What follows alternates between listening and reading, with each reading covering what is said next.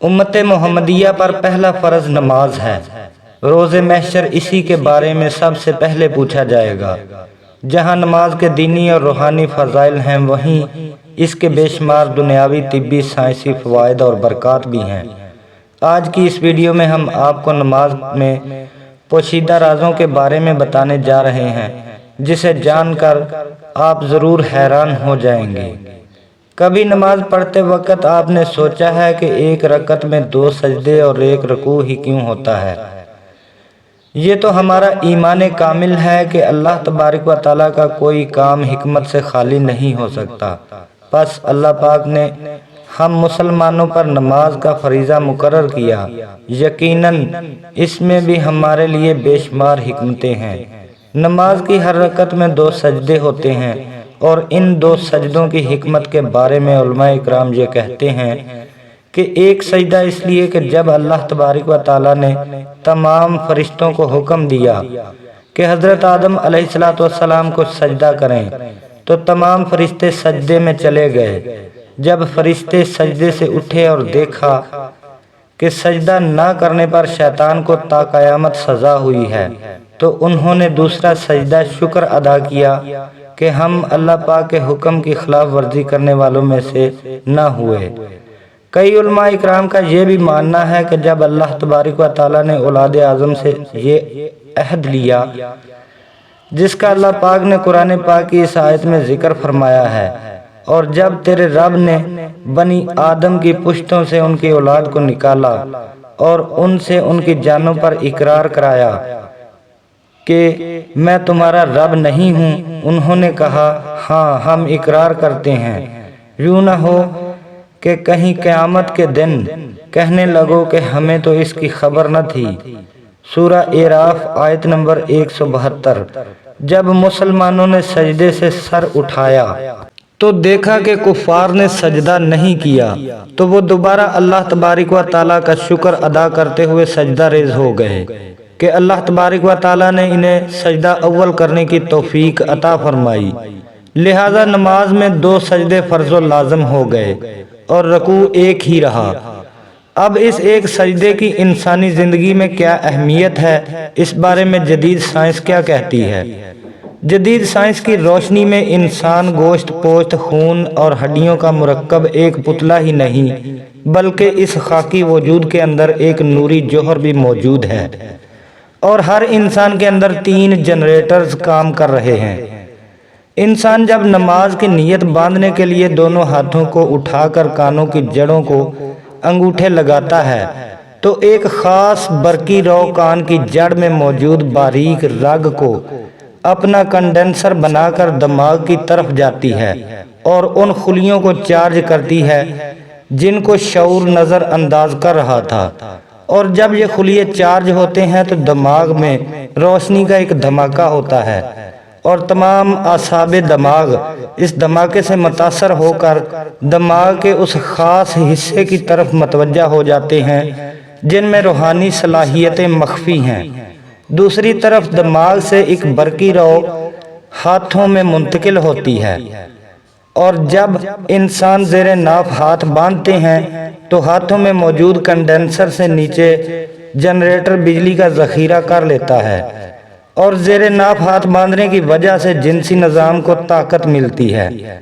जब हम हाथ कानों तक उठाते हैं तो बाजुओं, गर्दन के पट्टे और शानों के पट्टों की वर्जिश हो जाती है। दिल के मरीजों के लिए ये एक ऐसी मुफीद वर्जिश है जो कि नमाज पढ़ने से खुद ब खुद हो जाती है, और ये वर्जिश फालिज के ख़तरात से महफूज रखती है। साइंसी तहकीक के मुताबिक नमाज में क़याम करने की वजह से दिल का बोझ हल्का हो जाता है, क्योंकि जिस्म का वज़न दोनों हाथों पे मतवाज़न पड़ता है, और आँखें सजदागाह पर लगी रहने से दिल की यकसुई सहल हो जाती है। इंसान में कुव्वत मदाफ़त और तवानाई पैदा हो जाती है, और रुकू से कमर दर्द ख़त्म हो जाती है। रुकू की हालत में आधे जिस्म में झटके की वजह से ज़्यादा खून पंप होता है।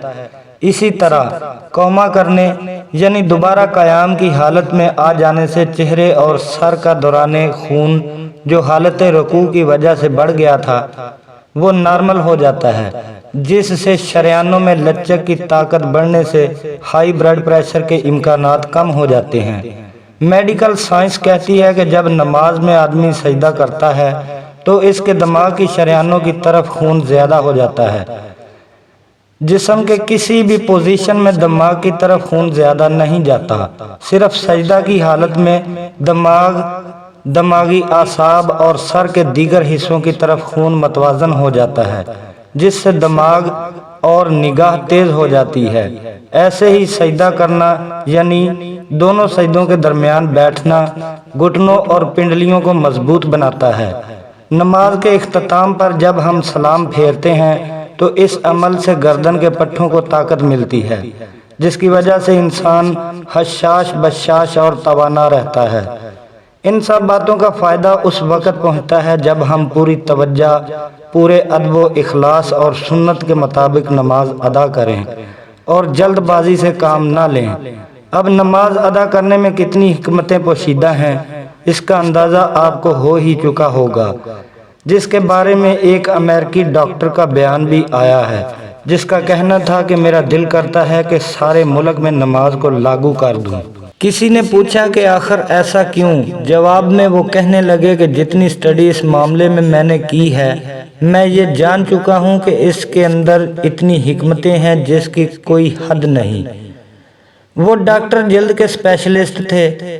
وہ اپنی بات میں وزن پیدا کرنے کے لیے مزید کہنے لگے کہ اگر انسان کے جسم کو مادی نظر سے دیکھا جائے تو انسان کا دل پمپ کی مانند ان پٹ بھی ہے اور آؤٹ پٹ بھی ہے۔ سارے جسم میں تازہ خون دل سے ہی نکل کے جا رہا ہوتا ہے اور دوسرا گندا خون دل میں صاف ہونے کے لیے آ رہا ہوتا ہے۔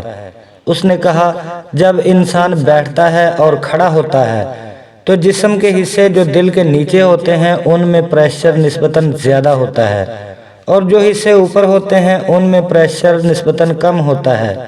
مثلاً 3 منزلہ عمارت ہو اور نیچے پمپ ہو تو پانی نیچے زیادہ جائے گا اور دوسری منزل تک بھی کچھ پہنچ جائے گا، مگر تیسری منزل تک کچھ بھی نہیں پہنچے گا۔ حالانکہ پمپ وہی ہے جو نیچے پانی پورا دے رہا ہے اور اس سے اوپر والی منزل پر پانی کچھ کم دے رہا ہے اور سب سے آخری منزل پر پانی جا ہی نہیں رہا۔ اس مثال کو اگر سامنے رکھ کر سوچیں تو انسان کا دل بھی اسی پمپ کی مانند ہے۔ ہمارے جسم میں دوڑنے والے خون کو پمپ کر رہا ہوتا ہے اور نیچے والے اعضاء میں خون آسانی سے پہنچ جاتا ہے اور اوپر والے اعضاء میں کم خون پہنچتا ہے۔ مگر جب کبھی ایسی حالت ہو کہ انسان کا سر نیچے اور دل اوپر ہو تو خون تیزی کے ساتھ جسم کے اوپر والے حصے میں پھیلتا ہے اور دوڑنے لگتا ہے۔ مثلاً جب انسان نماز کے لیے سجدے میں جاتا ہے تو اس کا سر اللہ رب العزت کے آگے جھک جاتا ہے اور اس کا دل اوپر ہو جاتا ہے، تو اس حالت میں خون بہت تیزی سے اور زیادہ مقدار میں سر میں جمع ہو جاتا ہے۔